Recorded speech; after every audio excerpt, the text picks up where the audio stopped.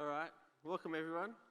Today we're going to be talking about building fast and beautiful apps with Xamarin Forms, which some people might not believe it's possible.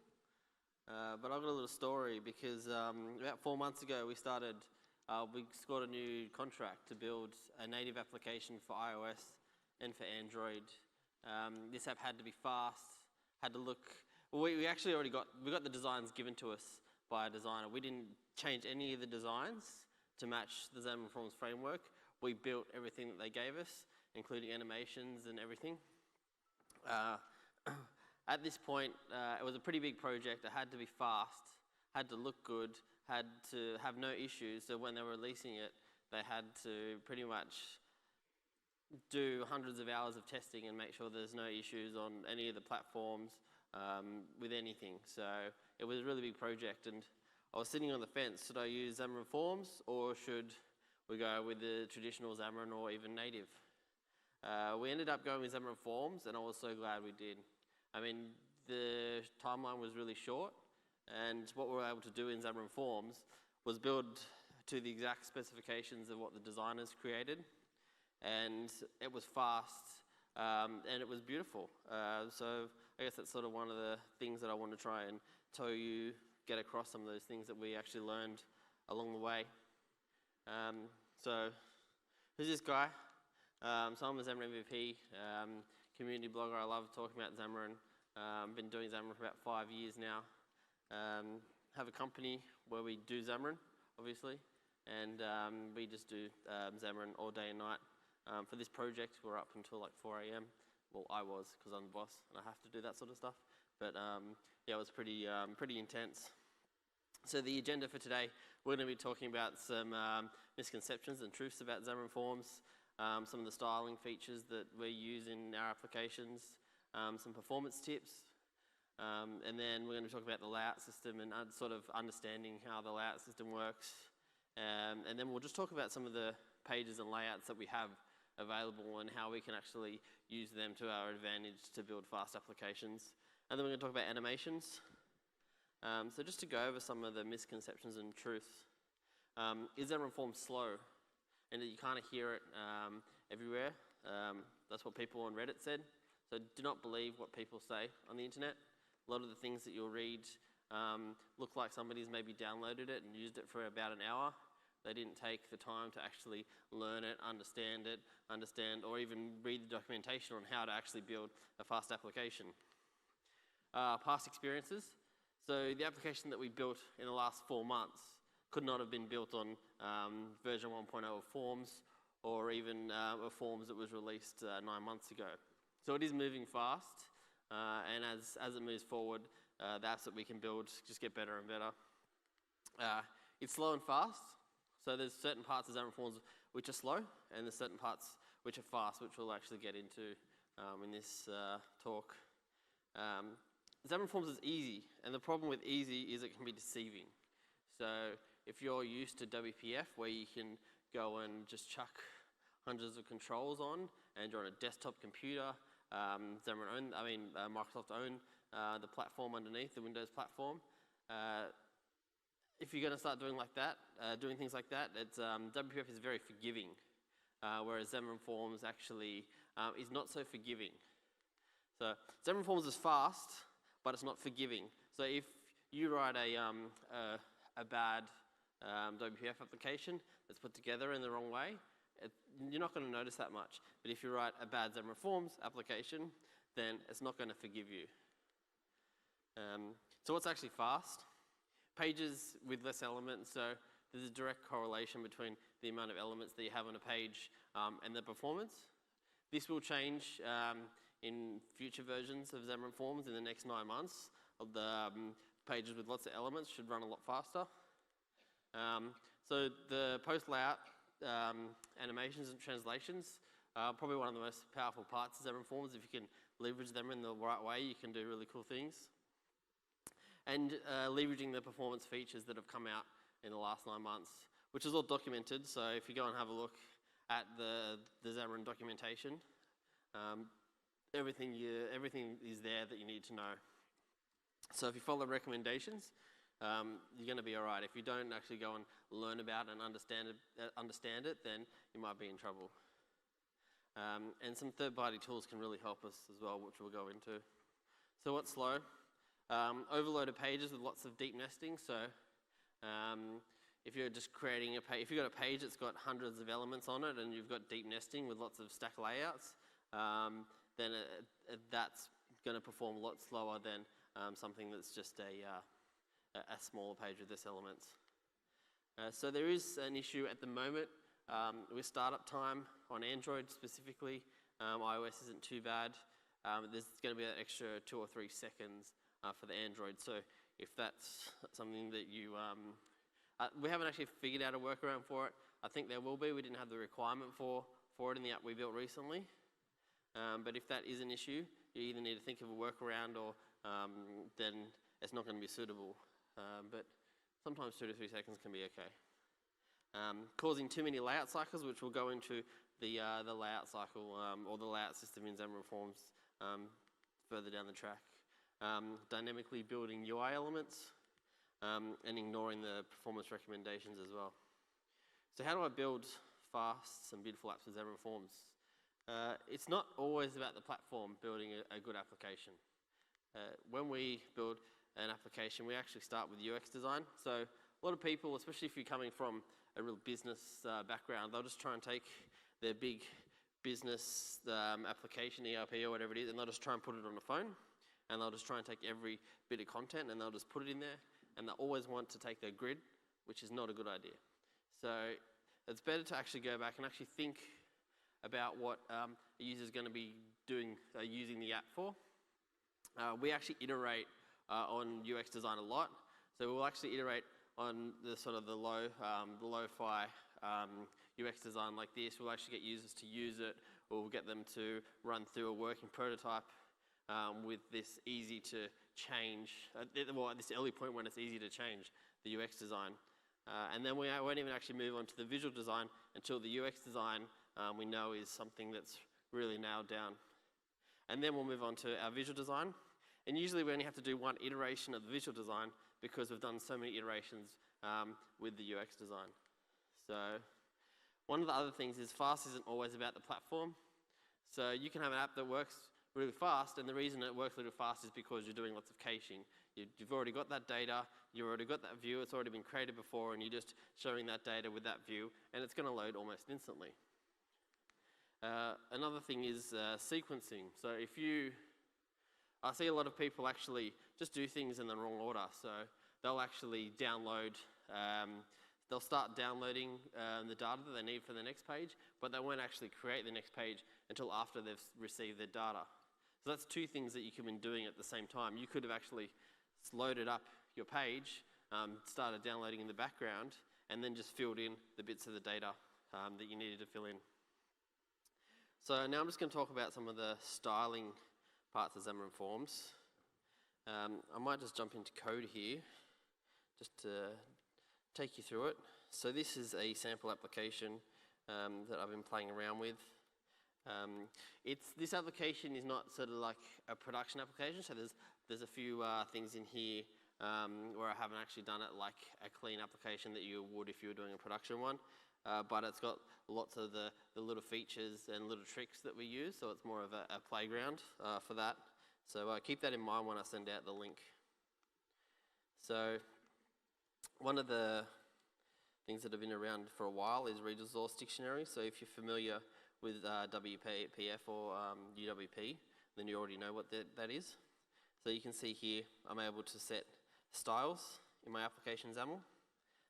In this case, I've got a grey button style with a target type of a button, and I'm actually changing the font there, and I'm changing the text colour.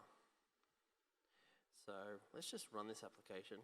Maybe I'll just step back as well and just actually talk through this application. This is kind of me trying to mimic the Facebook UI application, or the Facebook application in this sample. Down to the left here, just if you haven't seen a Xamarin application before, this is sort of a standard solution. I've got a portable class library here, profile 259. So this is where you're going to try and keep most of your code. There's also the option to have a shared project, which it's a personal preference. There is some advantages to having a PCL, and there's other advantages to also having a shared project, but which we won't go into now. But that's just a standard sort of portal library that we're using where the majority of our code sits. And then we've got our Android, iOS, and UWP heads.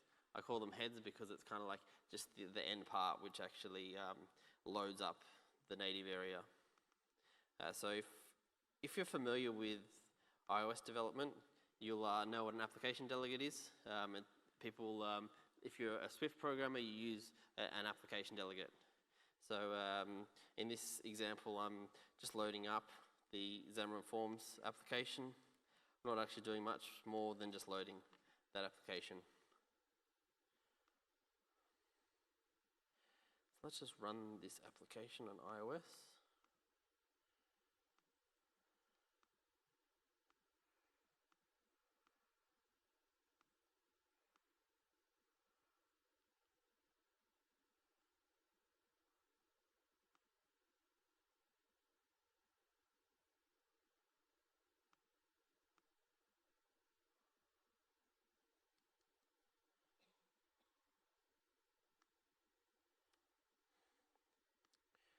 For some reason, it's not letting me select my phone.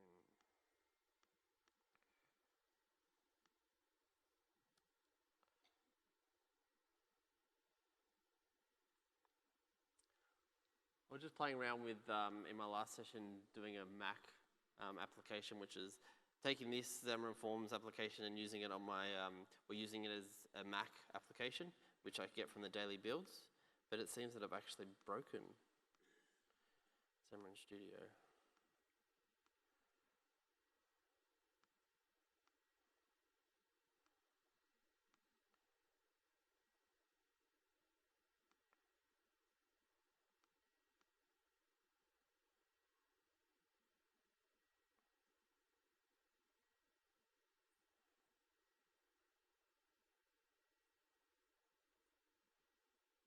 I was switching between branches that had a different solutions linked up, and I think that confused it a little bit.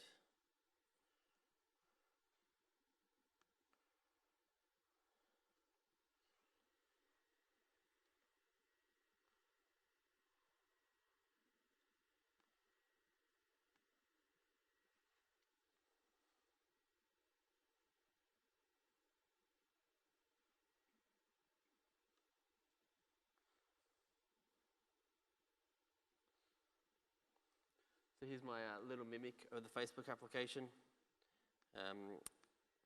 So the buttons that I'm going to change is this like button. I'm just going to show you how if I change it in one spot, it's going to change across the application. So if I just change that to like green.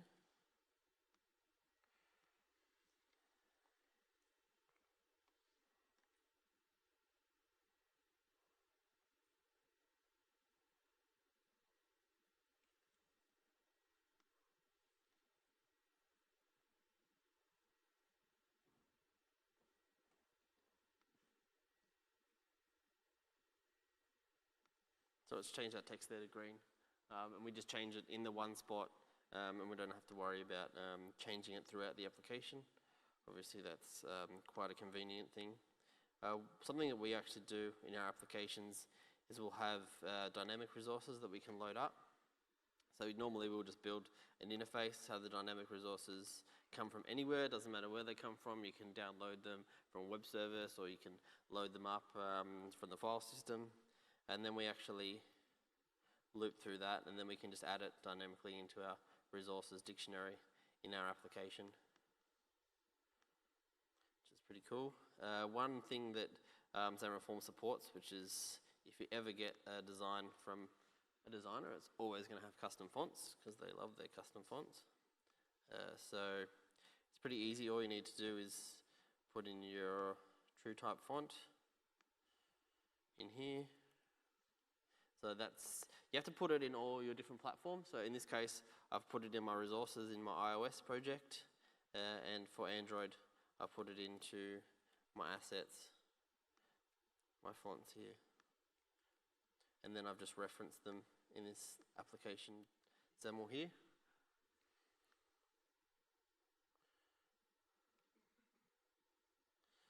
So we don't have to do this a lot. Maybe for about 10% of 5 to 10% of the code base will be custom renderers where we have to do something custom. So usually for a map or for some sort of new thing that hasn't actually been introduced or someone hasn't created a component for. So I might just show you some of the custom renderers that we can do. So I have to do this on a device.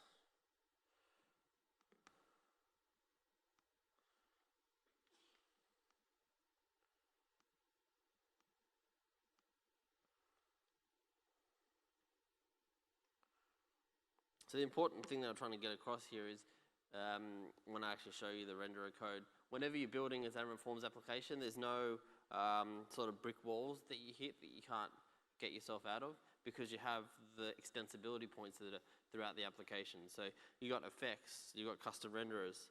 So basically, if you've got a page that's running slow, which we hardly ever have to do, but if people are just complaining because it's running slow and there's nothing that you can do about it in Xamarin Forms, there's no reason why you can't just do that whole page as a custom renderer and have it natively. So there's no real blockers that you get to and you're like, oh, we can't actually do this natively, or we can't actually do this solution.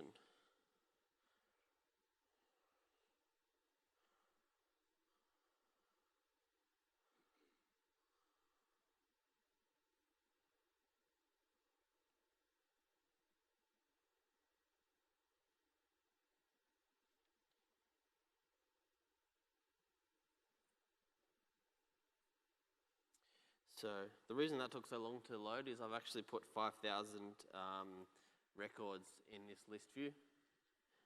So I created all those objects. So Facebook has this live where it actually you can take your camera and you can actually stream live. So I wanted to sort of like mimic that feature. So here's just a little custom renderer where I've hooked up to the camera in the native application. If I did that on iOS, it would run the same.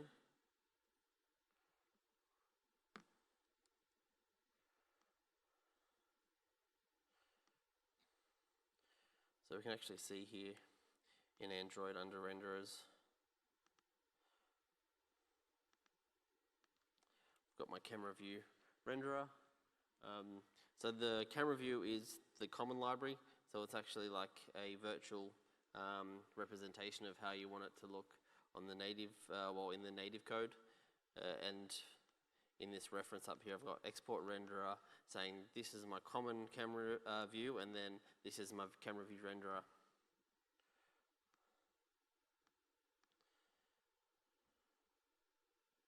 So one thing that I did recently, has anyone heard of Lottie, the Airbnb library? So recently Airbnb released an animation library where you could take After Effects files, convert them into a JSON format, and then you could run them on your devices. So recently somebody took that component, and any native component that you find out on the web, somebody or yourself can create a binding for. So somebody's gone and created a really cool binding where we can actually use this native library. And I thought that, well, why don't we try and do that in Xamarin Forms? So in this case, I've created someone else created this, is a Lottie animation renderer. And the cool thing about Lottie is it just takes a JSON file, and that JSON file is a representation of how the animation should work. So if I just jump back to iOS here,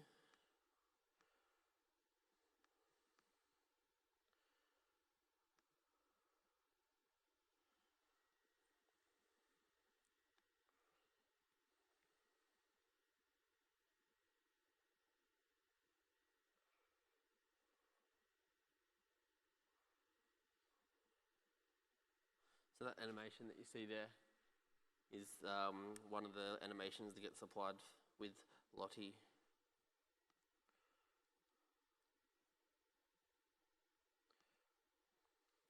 So one of the big things with doing tablet and phone is, or even just phone on its own, is managing screen size. What we actually do, what we've been doing recently, because it's just nice and easy to implement, is just having a screen width and height, and actually setting that screen width and height from one of the first pages that loads.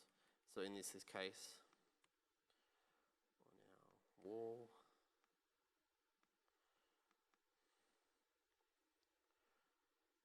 when the size has changed, you can see here that we're just setting the width and height. So I know the width and height on my device, and it's a Xamarin Forms width and height, which is not exactly the same width and height that you'll get from, say, your Android system. You actually have to do some calculations to calculate that width and height. This is just a nice, easy way to do it. So, I mean, that's one way that you can support different screen sizes. You can also support different screen sizes by using or determining if it's a tablet.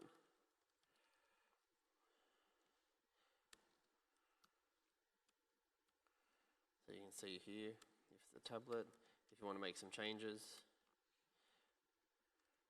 So generally you might want to add some extra padding on a tablet. If you design for phone first, then it makes it a lot easier to take that phone application and use it on a tablet device.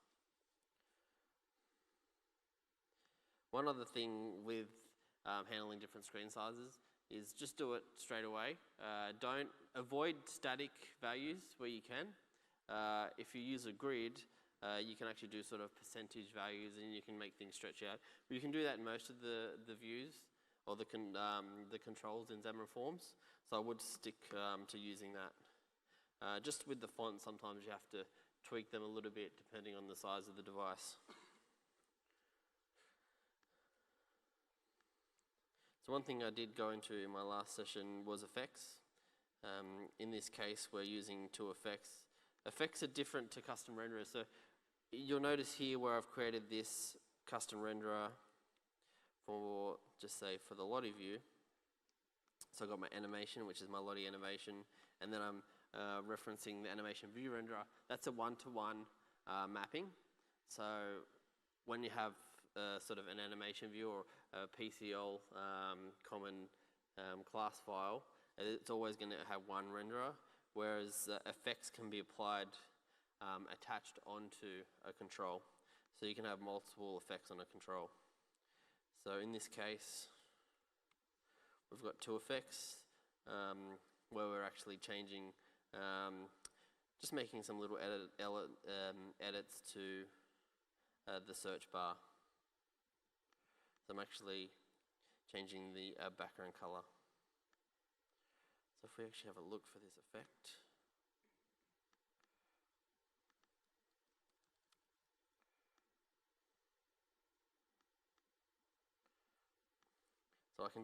so this effect actually has a bit of data in it, which is where you can actually change the background color, and that background color is actually coming into the native area of the effect and is being applied. So you can see here, I'm getting the effect, and then I'm using that value which is set in the XAML.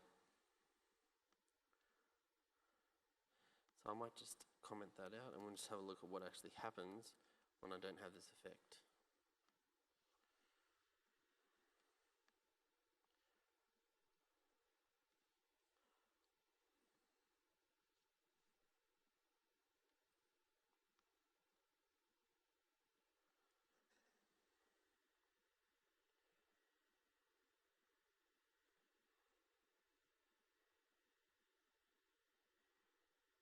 So now, previously that search bar at the top here didn't have that white in it. So if I want to change it back to the blue color, then I can just enable that effect again.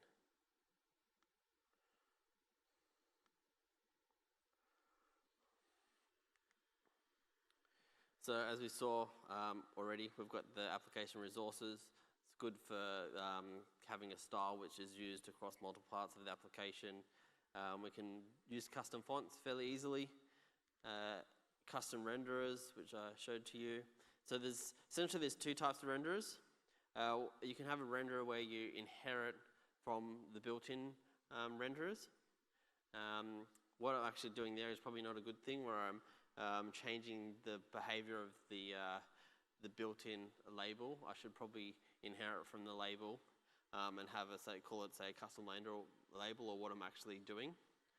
That is actually expecting a custom label there.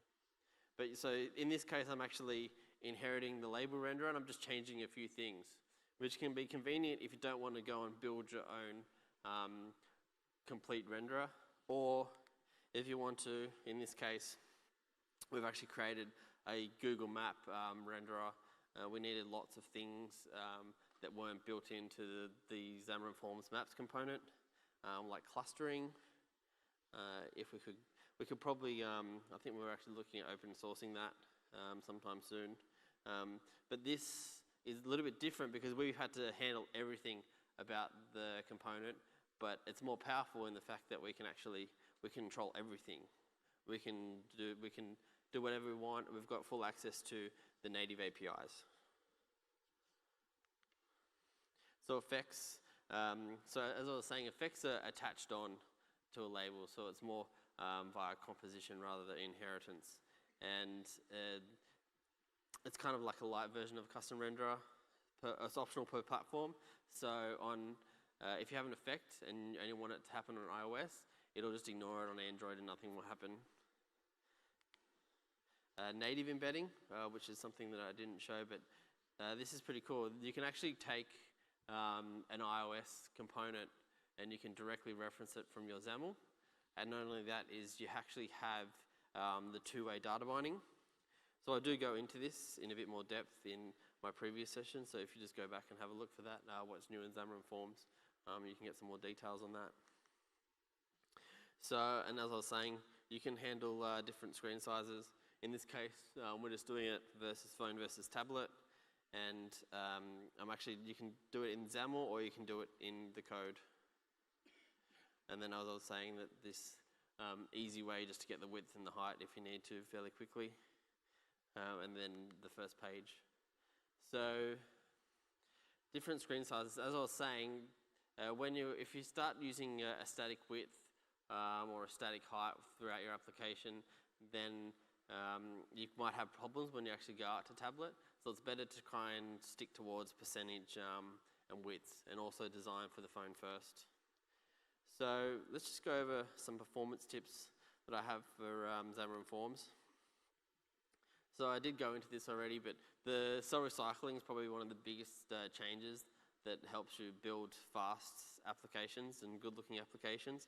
By default, it's turned off, but you need to go and turn it on. So what actually happened in earlier versions, or when you actually have the default, which is retain element, is every time you see a new cell in your application or a new cell in your list view, it actually creates a new view.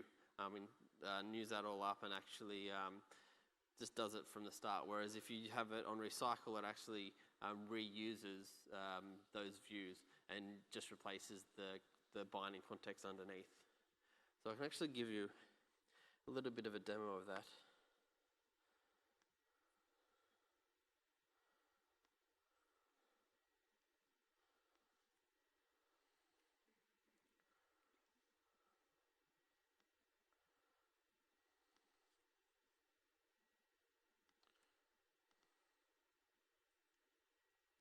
So in this project, I'm actually inheriting from the list view. I've added a feature to the list view for a specific reason. I just wanted to get at the scroll point. But in this case, I've changed the list view to use recycle element.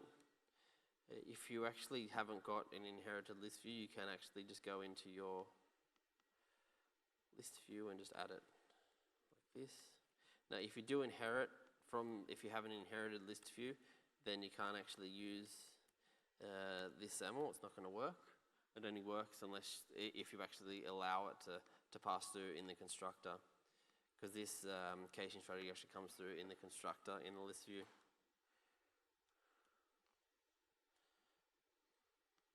So one of the points to make is if you're using cell recycling, make sure you're also using the data template selector when you have different styles of view. So in this application, I'm actually using the data template selector for the different types of views. So we saw that Lottie view that we had. We have the normal feed item. we have a feed item with no images, and we're actually just changing the template. And that the data template selector actually works with the cell recycling. So make sure you're using that when you have different views. What people had to do in the past, or the way that you had to do it, was actually when the binding context changed, people would, my view dot is visible, would hide things, or they would change things around. So now you don't actually have to do that. If you have different types of view that want to sit in a list view, use your cell recycling, use your data template selector. It's going to make a huge difference on performance. One other trick that I'm using here is I'm directly assigning the values. So on the binding context changed, I'm taking the data and I'm assigning it directly to the element. So it's actually not waiting for the binding context to be changed and then updating the data. It can be faster. I've been told to do that. I mean, there's not a visible difference in performance that I can show you. So you can see here, there's this FF image loader. We'll go into that in a little bit. So actually I do a demo of the list view cell recycling in my other session. So if you want to go and have a look at that and get some more details, you can do that as well. So in this case, just to sort of help you understand the data template selector, imagine a chat view where you've got an incoming message and when you're sending a message. In this case, when it's an incoming view model, I'm showing the incoming template. Otherwise, I'm showing the outgoing template. So XAML C is something that's fairly easy to enable. All you need to do is go into your application. I've actually already got it enabled. In my other session, I go deeper into XAML compilation. But in general, if you have XAML compilation on, your views can be up to 5 times faster. You definitely want to be using XAML compilation. I've actually turned it on for the whole assembly in this case. You can actually go in to different views and you can turn it off. So this is a single view where I'm actually just skipping. So actually just skipping that. So if you have a view that has a problem with XAML compilation, then you can just turn it off, and that's no problem. So just to help you understand XAML compilation, which I do go into in what's new, XAML compilation, previously XAML was parsed and inflated at runtime, so all that XAML was put onto your device and into your application, and then it was actually parsed and then created into a view. Whereas when you have XAML compilation on, it actually does it during the compilation and turns it into IL.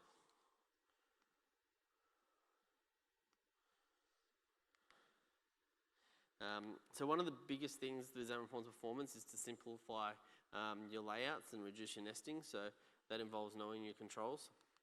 So this person here, they've got they're trying to do padding and spacing on these labels. So all they have is 3 labels, but you can see there's a lot of noise there because they've got all these content views around it. But if they'd gone in and just known how the layout system works, they could have just added the padding and the spacing. I guess you can't know everything about Xamarin Forms and all the controls, but when you're actually putting a view together, just think about, hey, does this, am I doing lots of stack layouts? Am I doing lots of nesting? Is there a way that I can do this in a more simple way?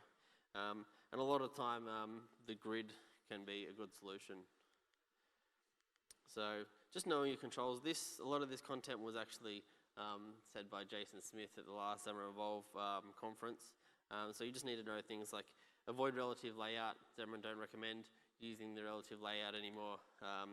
The grid view is really good to help you reduce nesting and reduce your layout cycles. Don't put a list view inside a scroll view or a grid. Use the header and footer. So the list view actually has a header and footer in it, and you should use that if you want to put any content above or below the list view. So previously people used to put a list view inside a scroll view or inside a stack layout with a scroll view, and every time there was a layout cycle, they had to redo the whole list view, which is a huge hit in performance. So the header and the footer were put into the list view, so you can add that little bit of extra data. Generally, a list view, in most cases, is going to be the first child of the page, because the list view is quite a big thing, and it's something that is actually sort of one of the main components of a page. You can use it in smaller areas, but I'd recommend making sure you either put it as a child of a grid with like a star or a static width, just to avoid the list view ever having to be recreated. And or relayed out. Don't use nested stack layouts when you can use a grid. So once you have a page which has got a little bit of complication, you've got a few views in different areas, use your grid because it can easily allow you to move things across the screen where you might want to use nested stack layouts. Don't use a grid when you can use a stack layout. So if you've got a grid, or if you've just got things that just lay on top of each other, then use a stack layout. Don't use the grid. And then don't use a stack layout as a list view. If you have a list of items, then use the list view. Use star and static widths on the grid. And prefer using the layout options, which are the defaults. So we can just talk about the layout system. So the stuff that I'm going to show you is actually internal to Xamarin Forms.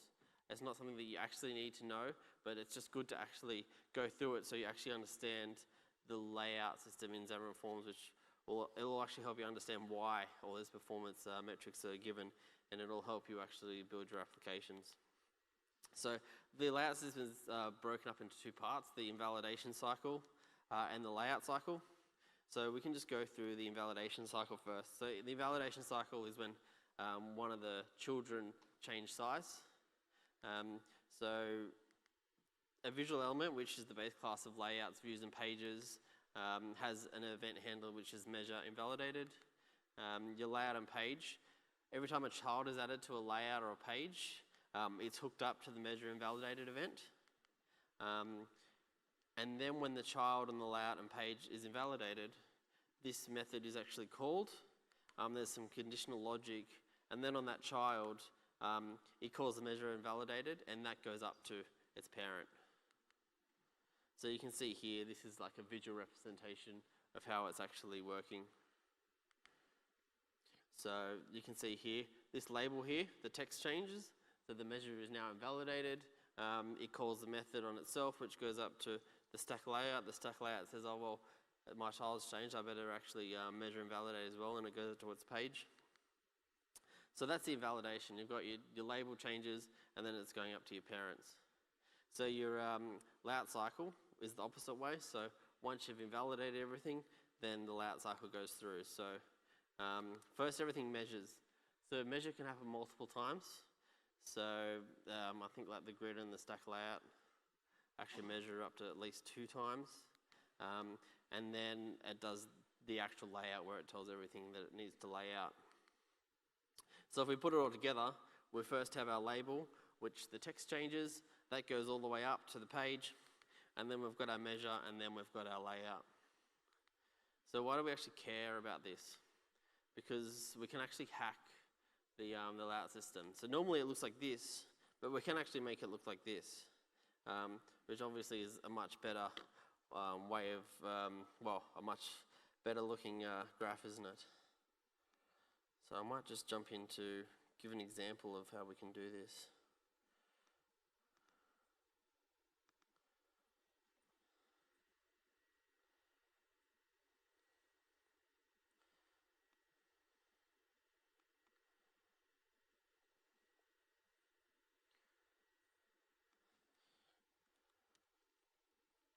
So just to take you through these, there's 2 pages here. I've got a stack layout sample, and I've also got a grid layout sample. So the stack layout, they're basically the same pages. All they have is some labels and one label which has a name. In the code behind, I have a timer which goes every 500 milliseconds and changes that text on the counter label. So it's just changing the text. So on a stack layout, which is similar, we have all our labels going down, and then we have a counter label. So in this project, I've actually linked up the Xamarin Forms code base just to sort of give insights of what's actually happening.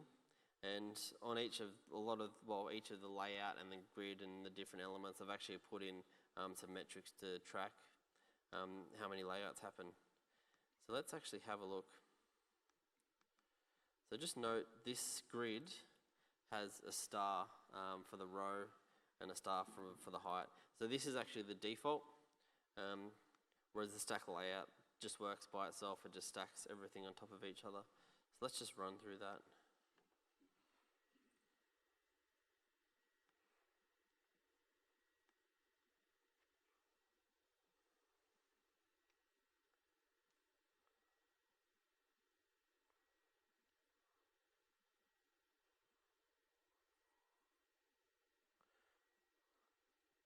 So don't worry about the error message. So let's do the stack layout first. So I'm just going to click into the stack layout. You can see that the counter is changing just there. But if I actually have a look at what's happening here, that every time that it changes, the layout child and bounding region increases. So it actually ends up going through 263 times. Now if I go back and do the grid layout, you can see here the counter's actually moving up the top right there.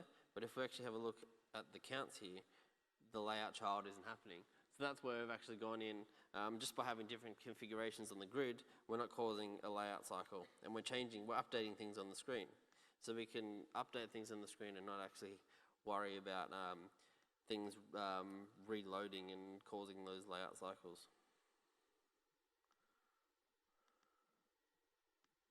But if I change this to say auto,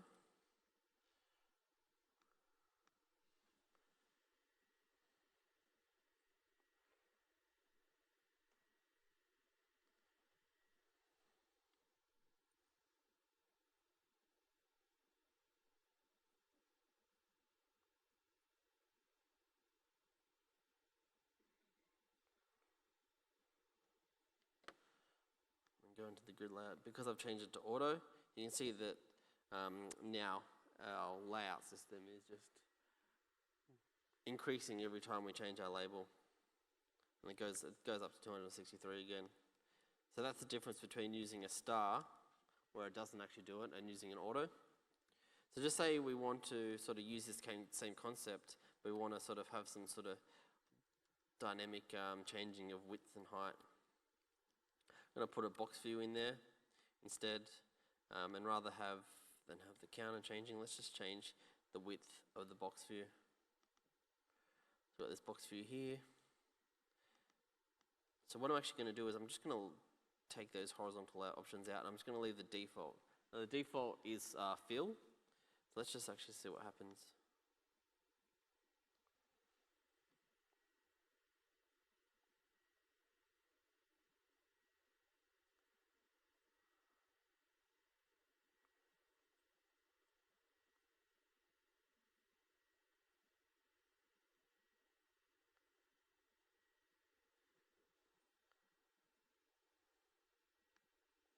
So our width isn't actually changing, and that's because it's actually the default is fill, so it's filled out the whole grid.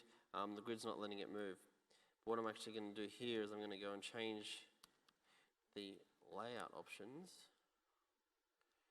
Oh, no, not to that one.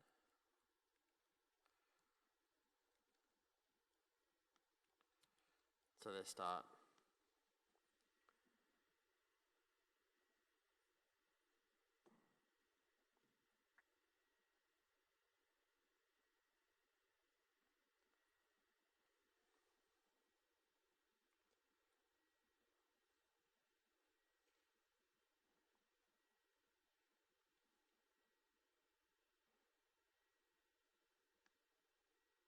So now it's actually moving, but our core count is going up, which is no good.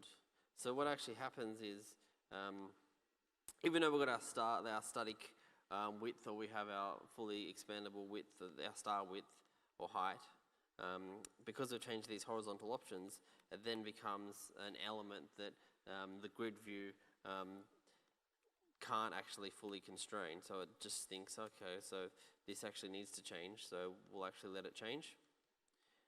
But what we can actually do is we put that inside, leave the horizontal options as start, put the box view inside a content view,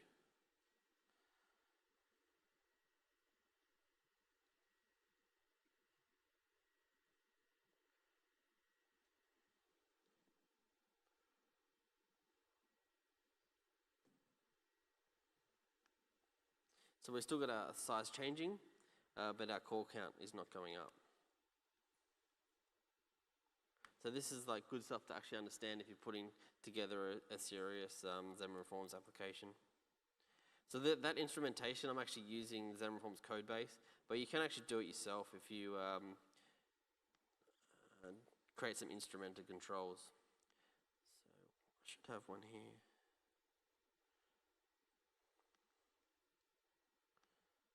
If I create a grid,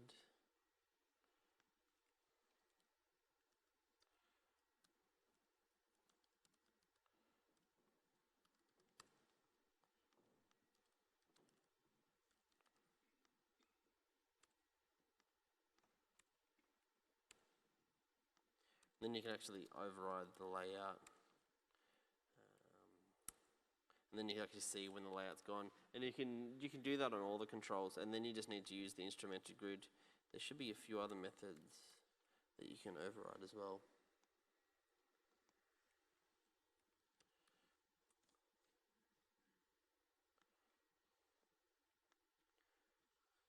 So that was like a demo of the layout system. So now those things that they've actually said to us in the performance recommendations make sense.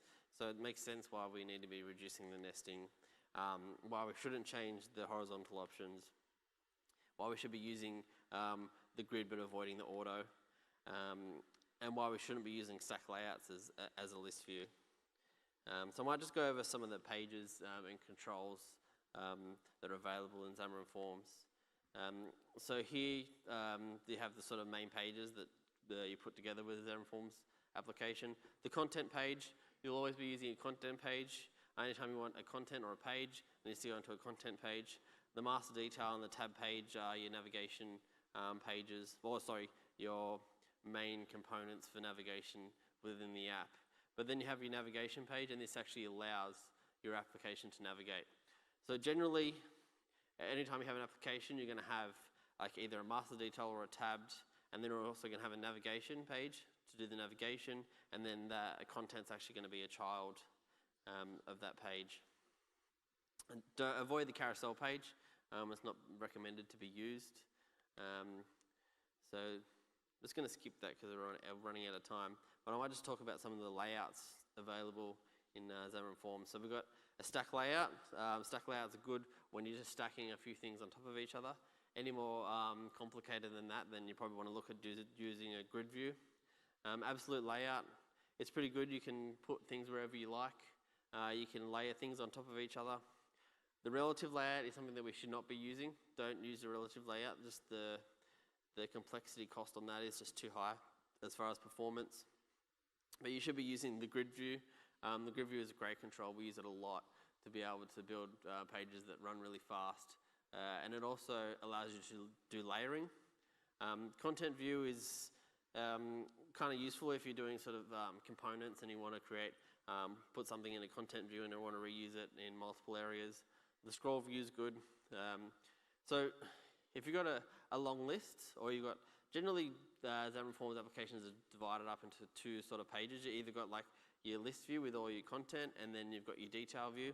So your grid and your stack layout and your absolute layout are used to create your detail views. And your scroll view should really only be used in your detail view, and it just helps you. A lot of the time we use it just to, if it's a really small device, we put the scroll view in there so you can actually see the content, even though the content might actually scroll. So the scroll view can be pretty good in that way. So I might actually give a little demo of the grid.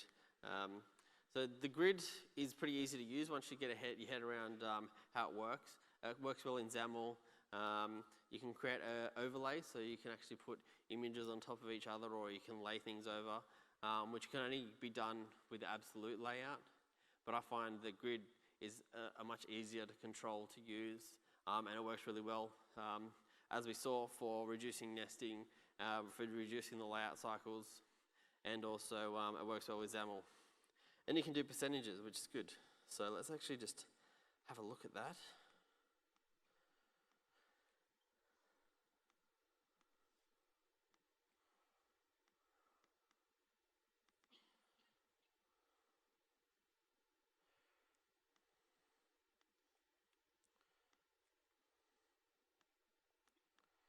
So I'm actually just going to open this with the XAML viewer.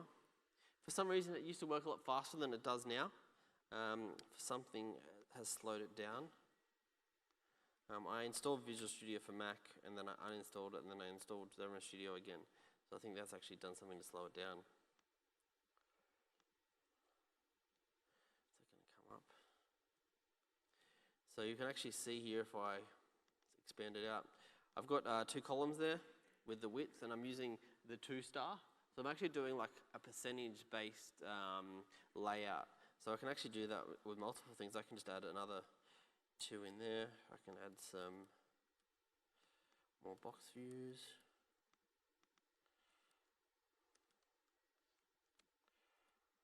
I can just put the grid dot column.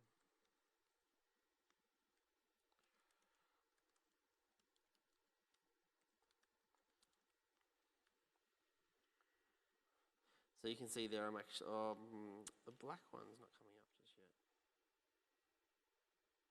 That should come up soon. Pardon?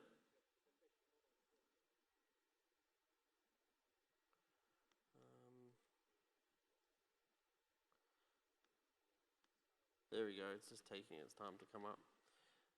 One of the other things you can do is you can actually layer things on top of each other. So I can actually go and just say I wanted, let's put because you can actually do expanding things. So I can actually take this blue one, or maybe the green one, and I can actually make the, it actually row span or column span across 2.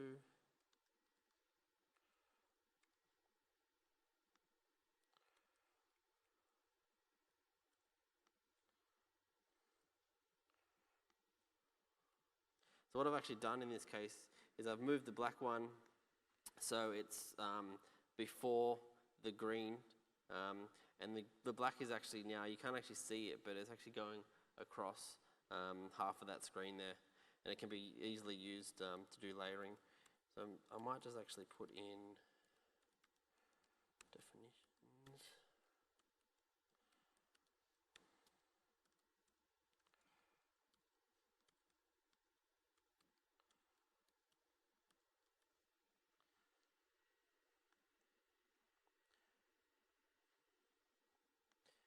Anyway, I'm just going to leave that because we're running out of time, so I'm just going to move on to the next thing. But yeah, the grid's really powerful. If you can actually play around with it like this, and you can do lots of layering.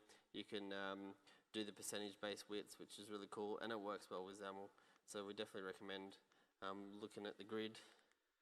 And then the list view soul recycling, which I've already said, do that. A little bit of a note on memory management, especially with Android, it can be quite a problem. So Xamarin Forms plus Android plus memory is not really good, so you do have to take care of a few things. FF image loading, so I actually might give you a demo of FF image loading. You'll actually see that I already had the code in the project. I'm just going to show you what happens if I get rid of it. Doesn't end well.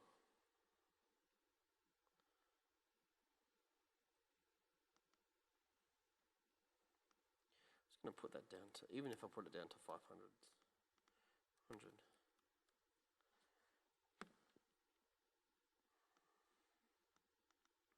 So you saw here, I'm using this FF image loading. So what actually happens in Android, Android takes any bitmaps that or any images that you have, and it converts the PNG into a bitmap, which takes a huge amount of memory. So FF image loading, what that actually does, it does 2 things. It actually makes the bitmap just as small, or the image as small as the view that's being viewed, and it also caches that image, so it doesn't have to load up that image again. So I'm just actually going to comment out FF image loading and see how the Android application goes.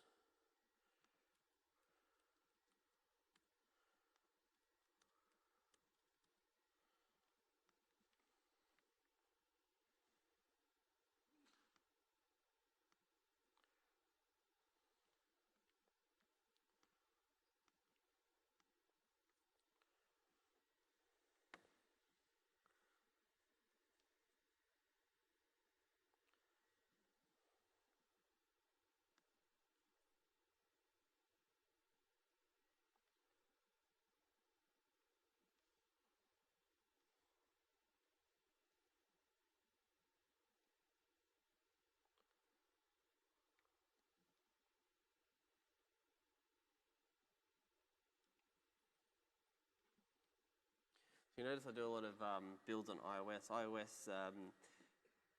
The debug cycle seems to be a lot faster than doing Android. So that's why a lot of our iterations, as far as our workflow, will be done on iOS first. Yeah, so there we go. So I've got, it's kind of my fault because I've just put these huge images into the project and I've just directly referenced them.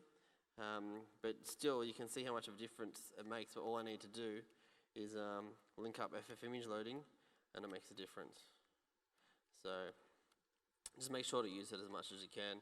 Make sure you're doing all your .NET your normal .NET memory management techniques, so make sure you're cleaning up after yourself. If you're attaching to events, make sure you detach from them. Otherwise, you'll have memory leaks. So one other thing that I did want to show you is one of the really powerful things in Xamarin Forms is the layout system. The animation system. So if I just switch back to iOS here.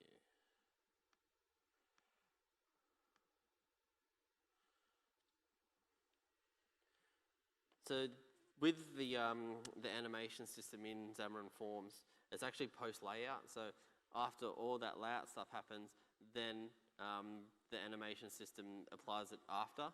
So it doesn't affect the layout system. So it doesn't have any of the performance issues that the layout system might. So one thing that you might notice in this application is as I'm scrolling up, you see this scroll view scrolling down, but I'm actually hiding this view up here. Nothing else is laying out. I'm just scrolling it up or hiding this up here. So if we actually want to have a look at that and how it works.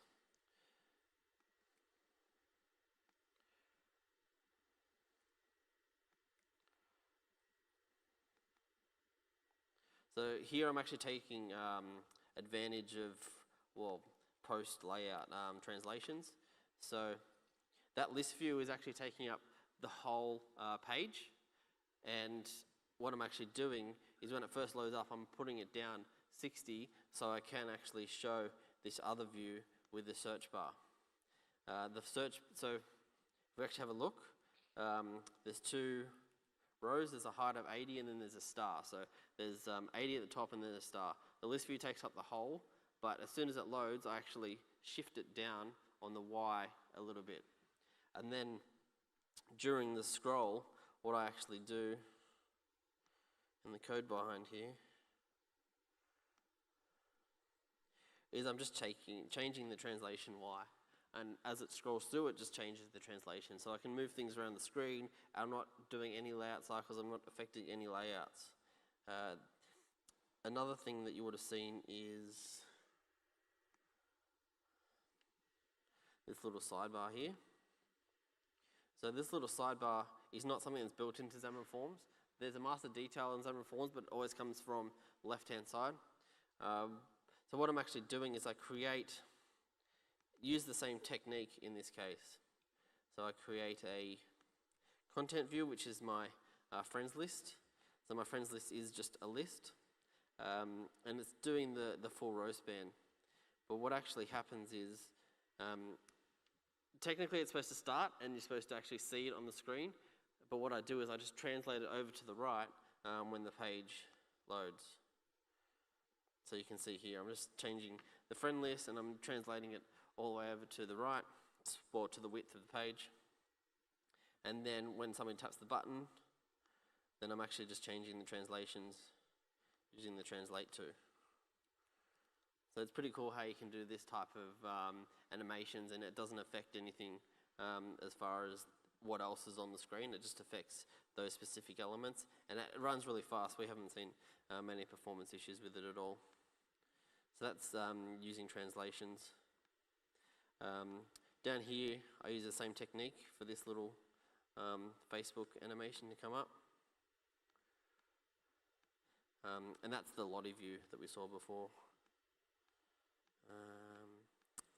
So we should actually have a coded animation in here using the Xamarin Forms animations. Here we go. So here's the animation demo. So this is using the Xamarin Forms animations. So they're all post layout. They can happen really quickly, and it doesn't affect anything else. In this case, I'm actually using the post layer, or using the animation translations, and I'm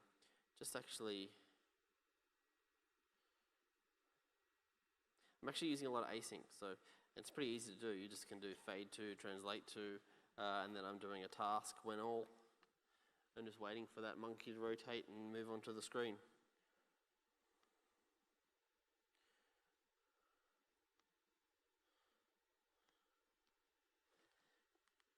So that's kind of pretty much what I'm going to talk about moving forward. So make sure you're cleaning up everything, take care of your memory. One thing, it's okay to actually call gc.collect on Android. So what actually happens on Android is there's two garbage collectors, and the two garbage collectors might have references that are holding onto each other, even though you're not using that. So I don't know about the internal specifically, but if you recently released a lot of objects and that don't have references anymore, and there's a lot of them, then you can call the garbage collector on Android. So make sure you're only doing it on Android. There's no point in doing it on the other platforms. You don't need to. It's just that Android has multiple garbage collectors. And there is lots of good documentation on it. If you do have any memory leaks, then the Xamarin Profiler works really well. We've used it to discover a few memory issues. Obviously, bugs that we put in there. So just make sure that you're taking care of things and cleaning up after yourself. And I was saying we went through the post layout translations and animations. Now, one thing that you shouldn't do, layout 2 is not a post layout animation or a post layout. It actually uses the same thing as the normal layout, so you do not use layout 2. It's just tempting to use layout 2 because it allows you to move something and resize something, but when there's a new layout cycle, it actually reset your changes that you've done in post layout. So there's other ones there, so you can see here you've got all your translations and scales and a fade to. Yeah, so you can change your easing methods as well, and it's pretty good when you combine it with like async and the task parallel library. So make sure you fill out a session evaluation,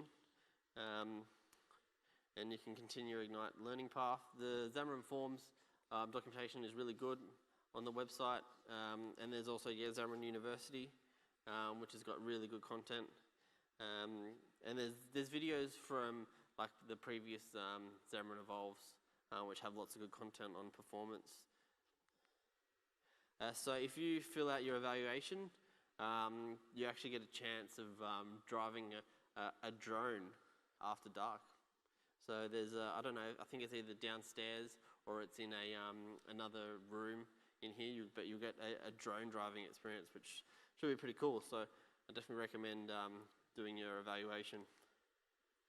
So I'll be in the speaker lounge most of the day if you want to come and get me. Tomorrow I'm busy, so I won't actually be around tomorrow, so make sure you get me today. And then Friday I'll be around the speaker lounge as well. So otherwise you can just get me on Twitter at Redoos, or you can, on my website you can contact me fairly easily. And yeah, so if you have any questions, feel free to come and ask me. Do we have any questions at all? Yeah?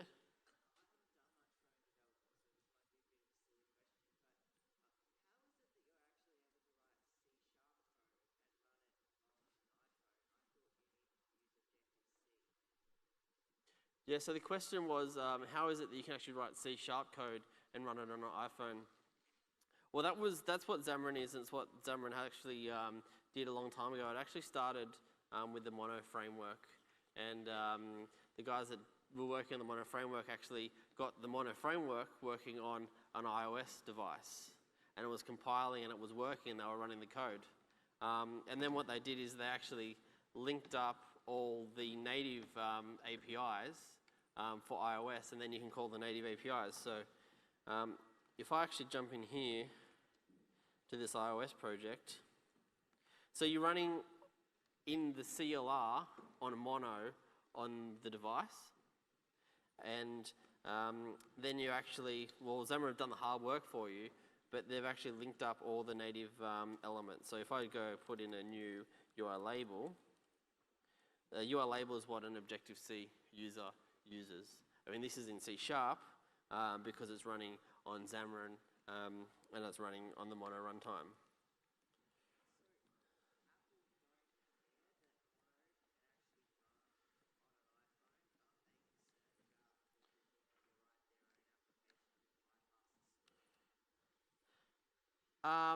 Well, it still has to go through the App Store. So the question was, does Apple care about Xamarin and Mono running on an iPhone? I mean, I think Apple had a problem a couple of years ago when they were trying to block things like that, but now they seem to not have a problem with it, which is a good thing. There's lots of other things that do similar things to what Xamarin do.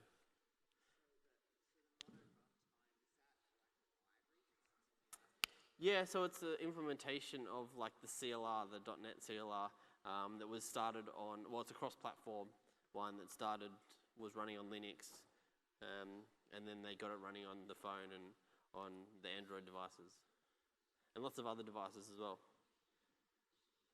Any other questions?